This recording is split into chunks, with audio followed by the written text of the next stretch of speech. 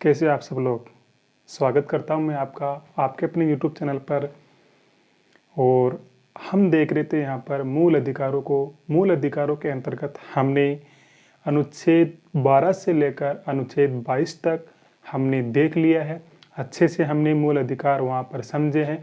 जितना मैं बोर्ड पर समझा सकता हूँ वो सब चीज़ें मैंने आपको मूल अधिकारों के अंतर्गत अनुच्छेद 12 से लेकर 22 तक क्लियर कर दिया है। आज हम देखेंगे अनुच्छेद 23 से लेकर अनुच्छेद 32 तक, जिनमें हमारे पूरे मूल अधिकार समाप्त हो जाएंगे। इसके बाद में कुछ नोट्स के द्वारा भी मैं आपको पूरे मूल अधिकारों से संबंधित सारे मैटर उपलब्ध करवा दूंगा, ताकि आप मूल अधिकारों को अच्छे से समझ सको और इनसे संबंधित जो क्वेश्चन एग्जाम में पूछे जाते हैं उन क्वेश्चंस को आप आराम से हल कर सको।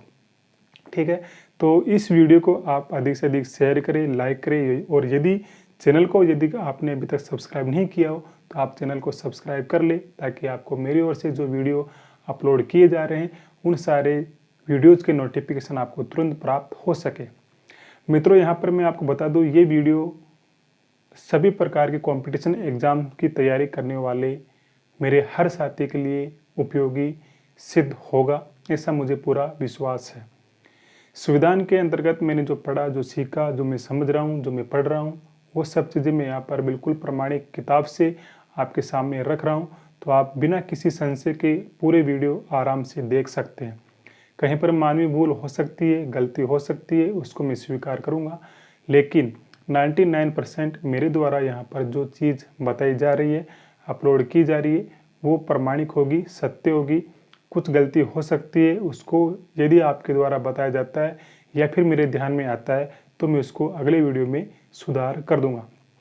ठीक है, तो आज हम शुरू करते हैं हमारा तीसरा मूल अधिकार, शोषण के विरुद्ध अधिकार। शोषण के विरुद्ध अधिकार ये हमारे अनुच्छेद 23 से 24 में दिया गया है। अनुच्छेद 23 से 24 में शोषण के विरुद्ध अधिकार दिया गया है। और 23वन कहता है कि मानव दुर्व्यापार और बलात् श्रम पर ये प्रतिबंध लगाता है। अनुच्छेद 23वन मानव दुर्व्यापार और बलात् श्रम पर प्रतिबंध लगाता है। मानव दुर्व्यापार का अर्थ होता है मनुष्यों की एक पशुओं की तरह या फिर किसी सामान की तरह क्रय विक्रय होना, या फिर हम कहें कि पुराने ज़माने में जैसे मनुष्यों को दास दासियों के रूप में बेचा और खरीदा जाता था, उसी प्रकार से संविधान लागू होने के बाद में अब नहीं किया जा सकता। यानी कि यदि किसी भी मनुष्य का कहीं पर भी क्रय विक्रय हो रहा है तो उसके ऊपर प्रतिबंध लगाया गया है संविधान के अंतर्गत अनुच्छेद 23 में। और यदि ऐसा कहीं पर होता है, किसी के द्वारा किया जाता है, तो कानूनन अपराध होता है, दंडनीय अपराध होता है। तो ऐसा कहीं पर भी किसी के साथ में नहीं हो, और ऐसा कहीं पर होता हो तो आप एक जागरूक नागरिक होने के नाते संविधान का सहारा लेते हुए आप उन मानव को या फिर उन मनुष्यों को उनकी खरीद फरोख्त से बचा सकते हो। इसके बाद में आता है बलात् श्रम।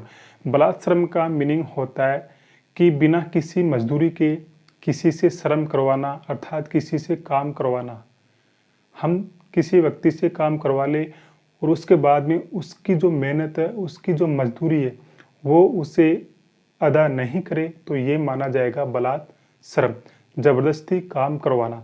इसके अंतर्गत ये भी आता है कि यदि किसी काम की पर डे की मजदूरी 500 रुपये निर्धारित की गई है और हम उसको सिर्फ 100 रुपये देकर ही फ्री कर देते हैं, तो ये भी बलात् श्रम के अंतर्गत माना जाएगा। तो यहाँ पर अनुच्छेद 23 मानव दुर्व्यापार और बलात् श्रम पर प्रतिबंध लगाता है। इसके बाद में आता है अनुच्छेद 23(2).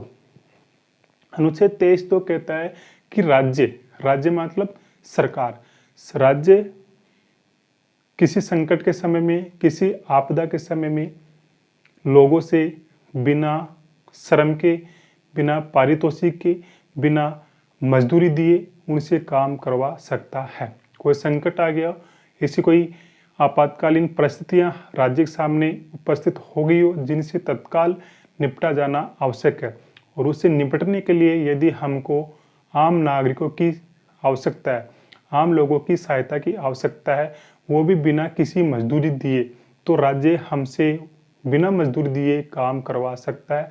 लेकिन यहाँ पर ध्यान रखना है, राज्य इस प्रकार के समय में हमसे काम लेते समय केवल धर्म, मूलवंश,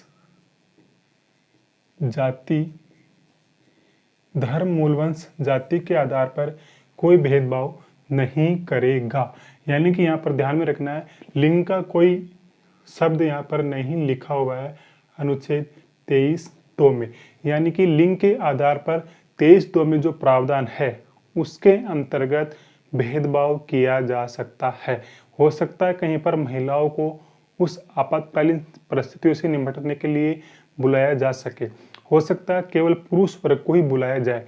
तो यहाँ पर लिंग का कोई प्रावधान नहीं है। राज्य केवल 23(2) का सहारा लेते समय धर्म, मूलवंश और जाति के आधार पर कोई भेदभाव नहीं करेगा।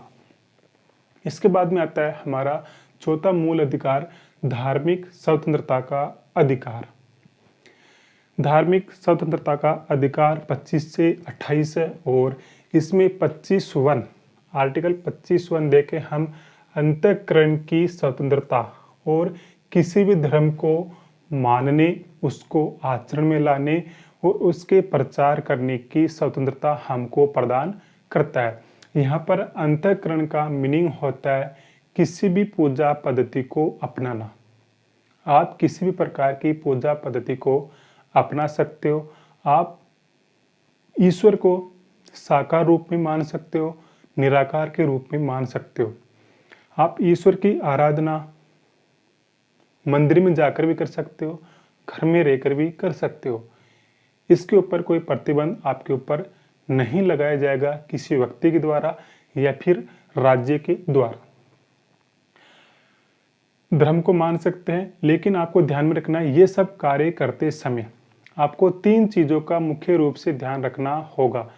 कौन कौन सी है? लोक व्यवस्था।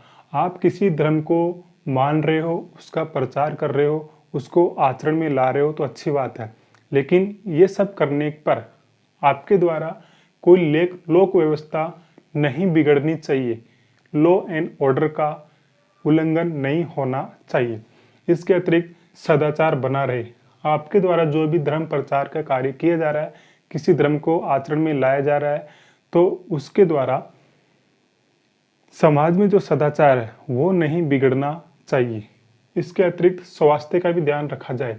किसी धर्म को आप मान रहे हो, उसका प्रचार प्रसार कर रहे हो, करो, कोई दिक्कत नहीं है, लेकिन यदि आपके द्वारा ऐसा करने से किसी के स्वास्थ्य पर नकारात्मक प्रभाव पड़ता हो, यहाँ तक कि स्वयं के ऊपर भी नकारात्मक प्रभाव पड़ता हो, तो राज्य हमारे इस अनुच्छेद 25 के अंतर्गत दिए गए अधिकार पर प्रतिबंध लगा सकता है। ध्यान में रखना है 3 आधार है, लोक व्यवस्था, सदाचार और स्वास्थ्य के आधार पर अंतःकरण की स्वतंत्रता, किसी भी धर्म को मानने, उसको आचरण में लाने और प्रचार करने के अधिकार पर प्रतिबंध लगाया जा सकता है। इसके बाद में आता है अनुच्छेद 25(2). अनुच्छेद 25(2) कहता है कि हिंदुओं के जो भी धार्मिक संस्थान होंगे वो सभी वर्गों के लिए खुले रहेंगे। सभी वर्गों के लिए खुले रहेंगे मतलब यहाँ पर है सिख, जैन और बौद्ध। सिख, जैन और बौद्ध ये तीनों हिंदू वर्ग में आते हैं। तो अनुच्छेद 25(2) कहता है कि हिंदुओं के जो भी धार्मिक संस्थान होंगे, जो भी सामाजिक कल्याण की संस्थाएं होगी, वो हिंदुओं के अतिरिक्त सिख, जैन और बौद्ध के लिए भी उसी प्रकार से ओपन रहेंगे, खुले रहेंगे जिस प्रकार से हिंदुओं के लिए होते हैं। तो अनुच्छेद 25(2) इस बात की व्यवस्था कर रहा है। उसके बाद में हम देखते हैं अनुच्छेद 26। ये हमें धार्मिक कार्यों के प्रबंध की स्वतंत्रता यानी कि अधिकार प्रदान करता है। यानी कि हम धार्मिक कार्यों के प्रबंध कर सकते हैं। इसका अधिकार हमें संविधान के अनुच्छेद 26 में प्रदान किया गया है। अब हम आगे देखते हैं 26(1). 26(1) कहता है कि आप किसी भी धार्मिक संस्थान की स्थापना कर सकते हो, उसका पोषण कर सकते हो। लेकिन यहाँ पर ध्यान में रखना है, जिसने धार्मिक संस्थान की स्थापना की है जिसने धार्मिक संस्थान की स्थापना की है वही व्यक्ति उसके ऊपर पोषण का अधिकार रखता है। यानी कि मैंने किसी धार्मिक संस्थान की स्थापना की है तो मैं ही उसके पोषण का अधिकार रखता हूँ। अन्य कोई व्यक्ति उसके ऊपर दावा नहीं कर सकता कि मैं भी इसी धर्म को मानने वाला हूँ, मैं भी इसी ईश्वर को मानने वाला हूँ और इस संस्थान पर मेरा भी उतना ही राइट है जितना इसका। ये ध्यान में आपको रखना है। जो व्यक्ति धार्मिक संस्थान की स्थापना करेगा उसको ही उसके पोषण का अधिकार प्राप्त होगा। इसके बाद में अनुच्छेद 26(2) कहता है धार्मिक कार्यों के प्रबंध की स्वतंत्रता। यानी कि उस संस्थान में किस प्रकार से धार्मिक कार्य आयोजित होंगे, किस प्रकार से नहीं होंगे, कब आरती होगी, कब भगवान को भोग लगाया जाएगा, ये सब प्रबंध करने का अधिकार उस व्यक्ति को होगा जिसने संस्थान की स्थापना की है। 26(3) कहता है कि आप धार्मिक कार्यों के लिए चल और अचल संपत्ति अर्जित कर सकते हो। चल संपत्ति के अंतर्गत आता है कैश रुपया और अचल संपत्ति में आता है जमीन जायदाद। तो आप धार्मिक कार्यों के लिए चल अचल संपत्ति अर्जित कर सकते हो, लेकिन ये आपको विधि के अधीन रहते हुए करना होगा। विधि माने कानून के अंतर्गत आपने जो चल अचल संपत्ति अर्जित की है उसका उपयोग आपको कानून के अंतर्गत रहते हुए ही करना होगा। ऐसा नहीं कि आपने धर्म के नाम पर कोई संपत्ति अर्जित कर ली और फिर उसका यूज, उसका उपयोग आप समाज विरोध में करते हो, अनैतिक कार्यों में करते हो, तो फिर आपके उस धर्म के आधार पर जो संपत्ति अर्जित करने का अधिकार है उसके ऊपर रोक लगाई जा सकती है। ये आपको यहाँ पर ध्यान में रखना है। फिर आता है अनुच्छेद 27। अनुच्छेद 27 कहता है कि राज्य नागरिकों पर किसी विशेष धर्म के उत्थान के लिए या उसके प्रोत्साहन के लिए, किसी विशेष धर्म के उत्थान या उसके प्रोत्साहन के लिए नागरिकों पर कोई टैक्स नहीं लगाएगा, कोई कर नहीं लगा सकता। किसी को, किसी व्यक्ति को या फिर नागरिकों को राज्य किसी धर्म विशेष के प्रोत्साहन के लिए, उसके उत्थान के लिए कोई टैक्स देने के लिए बाध्य नहीं कर सकता। यहाँ पर ये अनुच्छेद 27 इस बात का प्रावधान करता है। साथ में अनुच्छेद 27 इस बात का प्रावधान भी करता है कि राज्य को टैक्स के द्वारा जो आय प्राप्त हुई है, जो इनकम प्राप्त हुई है, उस इनकम को भी, उस आय को भी राज्य किसी धर्म विशेष के प्रोत्साहन के लिए खर्च नहीं कर सकता। यदि खर्च करना ही चाहे तो राज्य उस आय को सभी धर्मों के लिए समान रूप से खर्च करेगा, जिससे कि सभी धर्मों का समान रूप से विकास हो सके। यहाँ पे ध्यान में रखना है कि राज्य धर्म विशेष से या फिर किसी धर्म विशेष की संस्थान से शुल्क ले सकता है। शुल्क होता है, इसके बदले में राज्य हमको सेवा प्रदान करेगा। जैसे हम कहीं पर जाते हैं तो हमसे टोल टैक्स लिया जाता है, कहीं पर हम जा रहे हैं तो शुल्क लिया जा रहा है। पुलिस व्यवस्था, वहाँ पर कोई प्रोग्राम हमने किया है, कोई धार्मिक प्रोग्राम हमने किया है, तो वहाँ पर जो पुलिस व्यवस्था की जा रही है उस पुलिस व्यवस्था के बदले में राज्य हमसे शुल्क ले सकता है। यहाँ पर अनुच्छेद 27 का उल्लंघन नहीं माना जाएगा। तो आशा करता हूँ कि आपको ये अनुच्छेद 23 से 24 और 25, 26 और 27 यहाँ पर समझ में आ गया होगा। अब हम देखते हैं आगे हमारा अनुच्छेद 28। अनुच्छेद 28 क्या कहता है? अनुच्छेद 28 कहता है कुछ शिक्षण संस्थानों में धार्मिक शिक्षा देने पर प्रतिबंध लगाता है। अनुच्छेद 28 कुछ शिक्षण संस्थानों में धार्मिक शिक्षा देने पर प्रतिबंध लगाता है। अनुच्छेद 28। 28(1) क्या कहता है? 28(1) कहता है कि जो शिक्षण संस्थान पूर्णतः राज्य निधि से, यानी कि पूर्णतः राज्य निधि से, यानी कि पूर्ण रूप से राज्य के धन से संचालित है, उन शिक्षण संस्थानों में किसी भी प्रकार की कोई धार्मिक शिक्षा नहीं दी जाएगी। अनुच्छेद 28(1) यानी कि हम ले सकते हैं यहाँ पर आम जो सरकारी स्कूल होती है, आम जो सरकारी स्कूल होती है वहाँ पर किसी भी प्रकार की कोई धार्मिक शिक्षा नहीं दी जा सकती है। लेकिन ध्यान में रखना है कि धार्मिक शिक्षा के अंतर्गत नैतिक शिक्षा दी जा सकती है। यानी कि सरकारी स्कूलों में हमें भगवान बुद्ध के बारे में पढ़ने को मिलता है, तो भगवान महावीर के बारे में पढ़ने को मिलता है। तो हमें इस्लाम धर्म के पैगंबर मोहम्मद साहब के बारे में पढ़ने को मिलता है, कबीर जी के बारे में पढ़ने को मिलता है। तो यहाँ पर हम यूँ नहीं कह सकते कि यहाँ पर किसी धर्म विशेष की शिक्षा दी जा रही है। किसी धर्म की किसी कहानी से, किसी महापुरुष के जीवन चरित्र से यदि हमको कोई नैतिक शिक्षा प्राप्त होती हो, मोरल एजुकेशन प्राप्त होती हो, तो वो शिक्षा वहाँ पर दी जा सकती है। यहाँ पर इसको मुद्दा नहीं बनाया जा सकता। तो ध्यान में रखना है 28 राज्य निधि से पूर्णतः संचालित स्थापित शिक्षण संस्थानों में किसी भी प्रकार की कोई धार्मिक शिक्षा नहीं दी जा सकती है। इसके बाद में 28.2 कहता है कि जो बात हमने 28 में पढ़ी है वो बात उन शिक्षण संस्थानों में लागू नहीं होगी जिनका प्रशासन तो राज्य के द्वारा किया जाता है, लेकिन उनकी स्थापना किसी ट्रस्ट के अधीन की गई है और उस शिक्षण संस्थान की स्थापना का उद्देश्य कोई धार्मिक शिक्षा देना है, तो वहाँ पर 28 की बात लागू नहीं होगी। समझ में नहीं आया होगा, मैं बताता हूँ। 28 में हमने पढ़ा कि राज्य से पूर्णतः संचालित शिक्षण संस्थान में कोई धार्मिक शिक्षा नहीं दी जाएगी।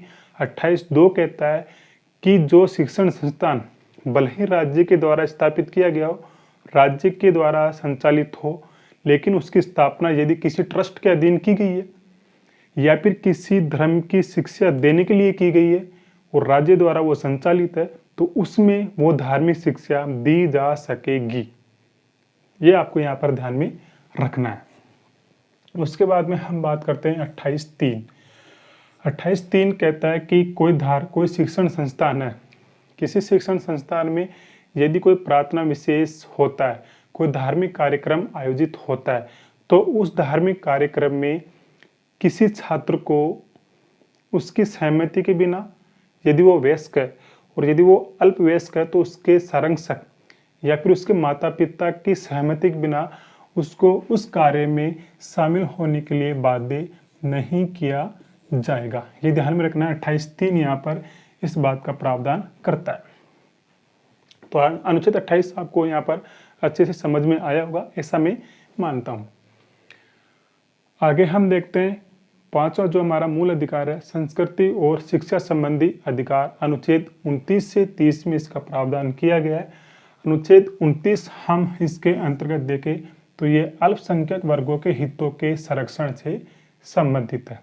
अनुच्छेद 29(1) क्या कहता है? नागरिकों को या फिर उसके किसी अनुभाग को अपनी भाषा, लिपि और संस्कृति को बचाए रखने का अधिकार होगा और इस हेतु वो किसी संस्थान की स्थापना भी कर सकते हैं। यहाँ पर सभी के लिए आ रहा है ये भाषा, लिपि और संस्कृति। ध्यान में रखना है, अनुच्छेद 29 में सिर्फ 3 ही बातें लिखी हुई है, सभ्यता यहाँ पर नहीं आया है। सभ्यता जैसा शब्द यहाँ पर नहीं आया है, ध्यान में रखना है अनुच्छेद 29 के अंतर्गत। अनुच्छेद 29(2) कहता है कि 29(1) के अंतर्गत जो संस्थान स्थापित किए गए हैं उनमें प्रवेश के लिए केवल भाषा, धर्म, मूलवंश और जाति के आधार पर कोई भेदभाव नहीं किया जाएगा। यानी कि इनके आधार पर कोई भेदभाव नहीं किया जाएगा, उनको प्रवेश यहाँ पर दिया जाएगा। फिर इसके बाद में आता है अनुच्छेद 30। अनुच्छेद 30 क्या कहता है? शिक्षा संस्थानों की स्थापना, प्रशासन करने का अल्पसंख्यक वर्गों का अधिकार। यानी कि अल्पसंख्यक वर्ग को शिक्षा संस्थानों की स्थापना करने और उनके प्रशासन करने का अधिकार प्राप्त होगा। फिर उसके बाद में देखते हैं अनुच्छेद 30(1). 30(1) कहता है धर्म और भाषा के आधार पर जो अल्पसंख्यक घोषित किए गए हैं उनको अपनी रुचि की शिक्षण संस्थान स्थापित करने का अधिकार होगा, वो कर सकते हैं। अनुच्छेद 30(1) कहता है कि अनिवार्य अर्जन संपत्ति या फिर संपत्ति का अनिवार्य अर्जन करते समय किसी सार्वजनिक महत्व के लिए, सार्वजनिक उद्देश्य से यदि हम कोई संपत्ति अर्जित कर रहे हैं और उसमें अल्पसंख्यक वर्ग की शिक्षण संस्थान भी आ रही है, तो उस शिक्षण संस्थान की संपत्ति का हम अर्जन तो कर सकते हैं, यानी कि राज्य अर्जन तो कर सकता है लेकिन उसको उचित मुआवजा जरूर देगा ताकि वो अपनी संस्थान को कहीं और पर स्थापित कर सके। तो यहाँ पर ये ध्यान में रखना है। अनुच्छेद 30(2) कहता है कि राज्य शिक्षण संस्थानों को कोई भी सहायता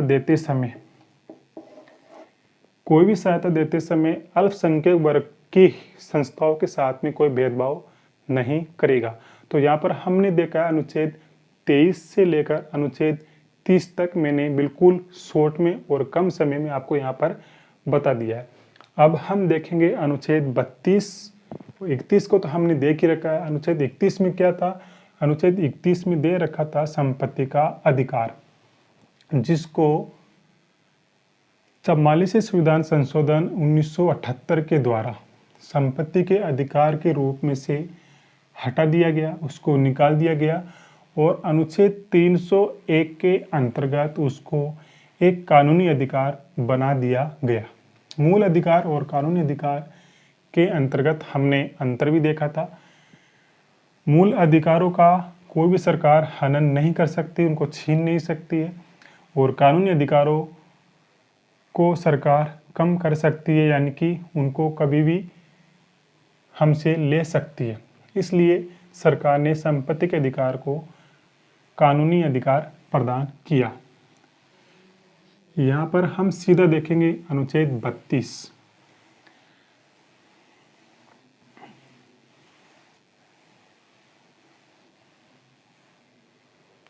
अनुच्छेद 32 यहाँ पर हम सीधा देखेंगे आर्टिकल 32, संवैधानिक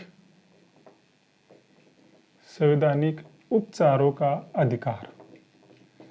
संवैधानिक उपचारों का अधिकार यानी कि संवैधानिक उपचारों का अधिकार क्या है? जो हमने मूल अधिकार पढ़े हैं अनुच्छेद 12 से लेकर अनुच्छेद 30 तक, उन मूल अधिकारों के ऊपर किसी भी प्रकार की कोई आंच आती है या फिर उनको कोई छीनने का प्रयास करता है, चाहे से वो राज्य हो चाहे से वो व्यक्ति हो, तो उनके खिलाफ आप कोर्ट में जा सकते हैं, न्यायालय की शरण ले सकते हैं। न्यायालय आपके अधिकारों की सुरक्षा करने की गारंटी प्रदान करता है। न्यायालय कहता है कि यदि आपके किसी मूल अधिकार का हनन हो रहा है कहीं पर भी, तो आप हमारे पास आइए, हम आपके मूल अधिकारों की रक्षा करेंगे। ये हमारी गारंटी है, हम आपको गारंटी देते हैं। तो यहाँ पर हम देखेंगे अनुच्छेद 32। अनुच्छेद 32 के तहत सुप्रीम कोर्ट हमारे मूल अधिकारों की रक्षा के लिए कोई रिट जारी कर सकता है, आदेश जारी कर सकता है, निर्देश जारी कर सकता है। ये तीनों शब्द अनुच्छेद 32 के अंतर्गत लिखे हुए हैं। रिट भी जारी कर सकता है, आदेश भी जारी कर सकता है और निर्देश भी जारी कर सकता है। अब अनुच्छेद 32 के अंतर्गत क्या करता है न्यायालय, यानी कि सुप्रीम कोर्ट 5 प्रकार की रिट जारी करता है। कौन कौन सी है? बंदी प्रत्यक्षीकरण, बंदी प्रत्यक्षीकरण। इसके अतिरिक्त दूसरी है अधिकार पर्चा, अधिकार पर्चा। तीसरी है उत्प्रेषण और चौथी है प्रतिषेध।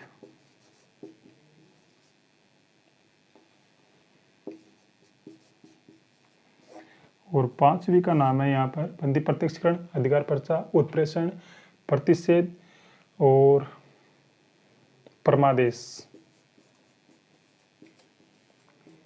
ये 5 प्रकार की रिटें सुप्रीम कोर्ट जारी करता है मूल अधिकारों का उल्लंघन होने पर।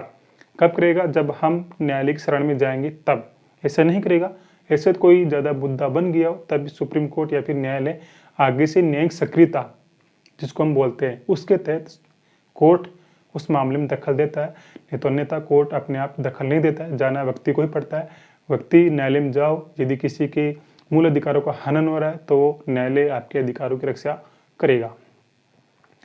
यहाँ पर हम बंदी प्रत्यक्षीकरण का अर्थ देखें तो इसका अर्थ होता है सशरीर उपस्थित करना, सशरीर उपस्थित करना। यानी कि ये बंदी प्रत्यक्षीकरण रिट किसी व्यक्ति या राज्य के खिलाफ जारी की जा सकती है।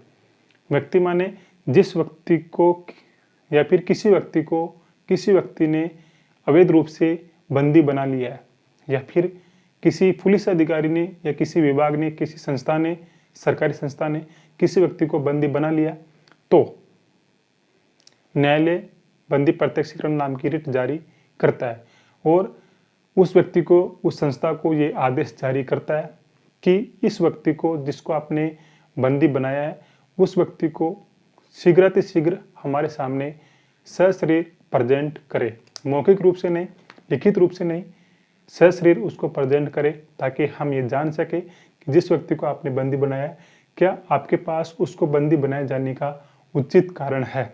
यदि न्यायालय को लगता है कि इस व्यक्ति को बंदी बनाए जाने का कोई उचित कारण नहीं है, तो न्यायालय तुरंत उसको रिहा करने का आदेश जारी करता है। और यदि उचित कारण वहां पर बनता है तो न्यायालय उसको न्यायिक अभिरक्षा में भेज सकता है।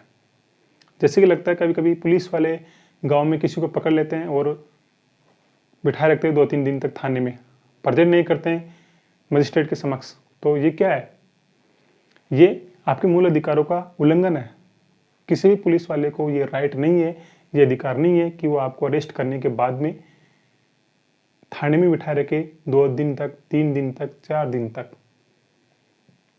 ये हम जागरूक नहीं होते हैं तब जाके पुलिस वाले हमारे साथ में ऐसा कर पाते हैं। नहीं तो हमने पढ़ा है 20(1) में, जिस व्यक्ति को अरेस्ट किया जा रहा है उस व्यक्ति को उसकी गिरफ्तारी के कारण बताना होगा तुरंत, और उस व्यक्ति को वकील की से परामर्श करने का राइट प्रदान करेगा तुरंत थाना जिसने गिरफ्तार किया उसने उसको। और 20(2) में हमने पढ़ा है कि उस व्यक्ति को तुरंत मजिस्ट्रेट के समक्ष पेश करना होगा 24 घंटे के भीतर। तो ये कब होता है? जब हम हमारे अधिकारों के प्रति जागरूक रह पाते हैं। यदि हम हमारे अधिकारों के प्रति जागरूक नहीं है तो फिर पुलिस वाले ऐसे ही हमारे साथ में शोषण करते रहते हैं। ठीक है, तो इसके बाद में हम देखते हैं अधिकार पर्चा नाम की रिट। अधिकार पर्चा का मतलब होता है यदि कोई व्यक्ति गलत तरीके से किसी सरकारी विभाग में कोई नौकरी प्राप्त कर लिया हो, जिसके पास में कोई उसकी योग्यता नहीं थी, और फर्जी डॉक्यूमेंट्स के आधार पर फर्जी डॉक्यूमेंट्स लगा करके फर्जी तरीके से किसी व्यक्ति ने किसी सरकारी विभाग में कोई नौकरी प्राप्त कर ली हो, और यदि उस व्यक्ति के खिलाफ कोई शिकायत हो जाती है तो उस समय पर न्यायालय उस व्यक्ति से पूछता है अधिकार पर्चा रिट जारी करके कि आपने जो नौकरी हासिल की है उसको हासिल करने का आपके पास में क्या अधिकार है। तो वो व्यक्ति जो होगा न्यायालय में जाकर अपने पक्ष में जो कुछ भी हो बताना होगा वो बताएगा। इसके बाद में आता है उत्प्रेषण। उत्प्रेषण का मतलब होता है कोई अधीनस्थ न्यायालय या फिर हाईकोर्ट, अधीनस्थ न्यायालय कोई मामले को सुन रहा है या फिर एक ही विषय है, एक ही विषय को 2 या 2 से अधिक न्यायालय सुन रहे हैं, तो न्यायालय उनको कहता है कि आप इस मामले को ना सुने, इस मामले को आप मेरे पास भेजिए। यदि एक ही विषय को, जैसे अभी कोई विवाद चल रहा है और उस विवाद को लेकर एक से अधिक कोर्ट्स में सुनवाई चल रही है, तो सुप्रीम कोर्ट उन कोर्ट्स के सारे मामलों को, सारी कार्रवाई को वहीं पर वही रोक देता है और उनको कहता है कि आप इस मामले पर कोई कार्रवाई नहीं करें, इसको हमारे पास में भेजिए, इसको हम देखेंगे। ऐसा इसलिए किया जाता है क्योंकि एक ही विषय को लेकर अलग अलग कोर्ट्स के अलग अलग डिसीजन हो सकते हैं। तो इससे एक भ्रम की स्थिति पैदा हो जाएगी कि ये कोर्ट इस मामले में ये कह रहा है, ये कोर्ट इस मामले में ये कह रहा है। तो इस भ्रम की स्थिति से बचने के लिए या फिर ऐसी स्थिति पैदा न हो, इसके लिए सुप्रीम कोर्ट ये उत्प्रेषण नाम की रिट जारी करता है। प्रतिषेध का मतलब होता है यदि कोई न्यायालय या फिर कोई संस्थान अपने अधिकार क्षेत्र से बाहर जाकर के कार्य कर रही है, तो सुप्रीम कोर्ट उसको वहां पर रोक सकता है कि आप ये काम नहीं कर सकते, क्योंकि ये आपके अधिकार क्षेत्र में नहीं आता है। राजस्थान हाईकोर्ट यदि यूपी के कोई विवाद को सुनता है तो सुप्रीम कोर्ट राजस्थान हाईकोर्ट को रोक सकता है कि ये आपके अधिकार क्षेत्र से बाहर का विषय है, आप इस विषय को ना सुने। परमादेश। परमादेश किसी सरकारी विभाग के कर्मचारी के विरुद्ध जारी की जाती है। कैसे की जाती है? यदि कोई सरकारी विभाग का कर्मचारी है और वो हमारे किसी काम को नहीं कर रहा है, हम जाते हैं तहसील में, तहसीलदार हमारी बातें नहीं सुनते हैं, हम जाते हैं किसी सरकारी कार्यालय में, वहाँ का बाबू हमारी बात नहीं सुनता है, 10 दिन से चक्कर कटवा रहा है, कुछ नहीं काम कर रहा है, बहाने बना रहे हैं। ऐसे ही उचित कारण हो देरी करने का तो बनता है, लेकिन बिना किसी औचित्य के हमको चक्कर लगवा रहे हैं सरकारी कार्यालय के, तो ये हमारे मूल अधिकारों का हनन है और वो जो व्यक्ति है वो उसके जो कर्तव्य है उससे विमुख हो रहा है। तो ऐसी हालत में हमको फिर सुप्रीम कोर्ट की या फिर हाई कोर्ट की शरण लेनी चाहिए और उस व्यक्ति के खिलाफ हम ये परमादेश रिट जारी करवा सकते हैं। इसमें कोर्ट उसको आदेश देता है कि ये कार्य करना आपका संवैधानिक कर्तव्य है, आपको ये काम करना होगा। तो ऐसे हालात में फिर वो कर्मचारी आपका वो कार्य या फिर वो काम 100% तुरंत करके देगा। यदि हमको ये पता है कि ये व्यक्ति हमारा काम नहीं कर रहा है तो हम हाई कोर्ट का सहारा लेके, सुप्रीम कोर्ट का सहारा लेके इस प्रकार से हमारा काम करवा सकते हैं बिना कोई रिश्वत दिए। तो ये 5 प्रकार की रिट्स जारी करता है सुप्रीम कोर्ट मूल अधिकारों के संबंध में। ध्यान में रखना है, मूल अधिकारों के संबंध में रिट जारी करने का अधिकार हाई कोर्ट को भी प्रदान किया गया है अनुच्छेद 226 के तहत। अनुच्छेद 226 के तहत हाईकोर्ट भी मूल अधिकारों का उल्लंघन होने पर ये सारी रिटें जारी करता है। आप सुप्रीम कोर्ट में नहीं जाकर हाई कोर्ट में जा सकते हो अपने मूल अधिकारों की सुरक्षा के लिए। वैसे कोई भी मामला होता है तो पहले हमको सेशन कोर्ट में, फिर हाई कोर्ट में, फिर सुप्रीम कोर्ट में जाना होता है। लेकिन मूल अधिकार एक ऐसा विषय है जिनको लेकर आप किसी भी हाई कोर्ट में नहीं जाकर के सीधे सुप्रीम कोर्ट में जा सकते हो। सुप्रीम कोर्ट आपकी बात को सुनेगा, अन्यथा अन्य मामलों में सुप्रीम कोर्ट डायरेक्ट कोई बात नहीं सुनता। पहले आपको निचली अदालत में जाना होगा, उसके बाद में आप सुप्रीम कोर्ट में जा सकते हो। तो यहाँ पर ये ध्यान में रखना है। तो लगता है आपको अच्छे समझ में आ गया होगा मूल अधिकार वाला जो चैप्टर मैंने यहाँ पर करवाया है। इसके अंतर्गत मैं आपको एक चीज और बताता हूँ, लोकहित। लोकहित यानी कि इसको हम बोलते हैं PIL और प्रांगमे का सिद्धांत। PIL क्या होती है? PIL होता है कि जनहित याचिका इसको कहा जाता है। जनहित याचिका का मतलब होता है यदि किसी व्यक्ति को उसके मूल अधिकारों का कोई ज्ञान नहीं है, उसको नहीं पता है कि मेरे राइट्स क्या है और दूसरे व्यक्ति के द्वारा उसकी इस अज्ञानता का फायदा उठाया जा रहा है। यानी कि यदि हम 23-24 को देखें, 23 को यदि कोई अनपढ़ व्यक्ति है और उसको ये नहीं पता है कि मेरे से बलात्श्रम नहीं करवाया जा सकता और उससे करवाया जा रहा है उसकी अज्ञानता की वजह से, और किसी जागरूक व्यक्ति को इस बात का पता लगता है और वो ये देखता है कि यहाँ पर ये गलत हो रहा है, तो उस व्यक्ति की तरफ से वो व्यक्ति कोर्ट में जा सकता है। यानी कि जनहित में कोई भी व्यक्ति किसी भी मुद्दे को लेकर के जो उससे जुड़ा हुआ नहीं हो भले, लेकिन वो मुद्दा समाज से जुड़ा हुआ है, सार्वजनिक कल्याण से जुड़ा हुआ है, तो उस मुद्दे को लेकर कोई भी व्यक्ति न्यायालय की शरण में जा सकता है। उसको हम PIL कहते हैं, जनहित याचिका। फिर उसके बाद सुनवाई होती है और वहां पर न्यायालय का जो फैसला होना होता है वो होता है। प्रांगमे का सिद्धांत होता है कि किसी विवाद पर सुप्रीम कोर्ट ने या फिर हाई कोर्ट ने सुनवाई कर ली हो और अपना अंतिम निर्णय दे दिया हो, तो उस विषय पर फिर सुप्रीम कोर्ट में और हाई कोर्ट में सुनवाई नहीं की जाएगी। ये प्रांगमे का सिद्धांत कहता है। एक होता है न्यायिक सक्रियता। न्यायिक सक्रियता, न्यायिक सक्रियता का अर्थ होता है कि कहीं पर कुछ गलत हो रहा हो और वो मुद्दा बहुत ज़्यादा बन गया हो मीडिया के द्वारा, तो फिर उसमें न्यायालय भी अपनी ओर से एक्शन ले सकता है। कोई व्यक्ति जाए या नहीं जाए न्यायालय में, उसको हम कहते हैं न्यायिक सक्रियता, यानी कि न्यायालय द्वारा किसी मुद्दे पर अपनी ओर से सक्रिय होकर कार्यवाही करना, उसको कहा जाता है न्यायिक सक्रियता। यहाँ पर रिट जारी करने के संबंध में मैं आपको बता दूं कि सुप्रीम कोर्ट ओनली मूल अधिकारों के संदर्भ में रिट्स जारी कर सकता है, लेकिन हाई कोर्ट इसके अतिरिक्त भी रिट जारी करने का अधिकार रखता है। या फिर मैं यूँ कहूँ कि रिट जारी करने के संदर्भ में सुप्रीम कोर्ट से अधिक हाई कोर्ट शक्तिशाली होता है। यानी कि सुप्रीम कोर्ट तो ये 5 रिट जारी करेगा, ये 5 रिट हाई कोर्ट भी जारी करता है।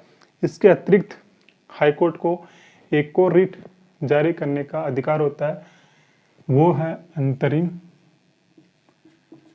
अंतरिम रिट। इसको बोलते हैं इंजक्शन रिट। यानी कि इसके अंतर्गत तुरंत राहत प्रदान की जाती है किसी व्यक्ति को तत्काल।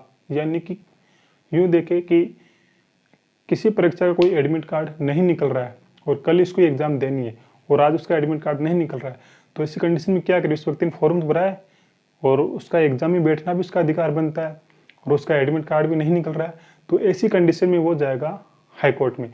और हाई कोर्ट उसकी बात को देखते हुए, उसकी सारी बातों को सुनने के बाद में ये फैसला करता है कि इस व्यक्ति को अभी परीक्षा में बैठने की परमिशन दी जाए, उसके बाद में आगे कार्रवाई की जाए। फिलहाल इसको अभी एग्जाम देने के लिए परीक्षा हॉल में बैठने की अनुमति प्रदान की जाए, ऐसा आदेश इंजक्शन या फिर अंतरिम रिट के द्वारा हाई कोर्ट जारी कर सकता है। ये याचिका सिर्फ हाई कोर्ट ही जारी कर सकता है, सुप्रीम कोर्ट नहीं। तो यहाँ पर हमारा मूल अधिकार वाला चैप्टर पूरा हो गया है। इसके आगे हम देखेंगे अब राष्ट्रपति। एक आता है इसमें नीति निर्देशक तत्व। नीति निर्देशक तत्व आता है यहाँ पर, यहाँ पर मैं आपको 33 और 34 और बताना है। अनुच्छेद 32 तो पूरा हो गया और अनुच्छेद 33, 34 और यहाँ पर बताना रह गया, वो मेरे को ध्यान में नहीं रहा। चलो बताते हैं आपको। आर्टिकल 33 कहता है कि कुछ लोगों के मूल अधिकारों को कम किया जा सकता है। ये लोग कौन होंगे? जो सशस्त्र सेना के सदस्य या फिर सेना के सदस्य हैं, सेना में शामिल है, पुलिस विभाग से जुड़े हुए हैं, जो गुप्त संस्थाओं से जुड़े हुए हैं और इन तीनों को जो सहायता करने वाले हैं, दूर संचार के व्यक्ति, इनके मूल अधिकारों में कमी की जा सकती है। अनुच्छेद 33 इस बात का प्रावधान करता है।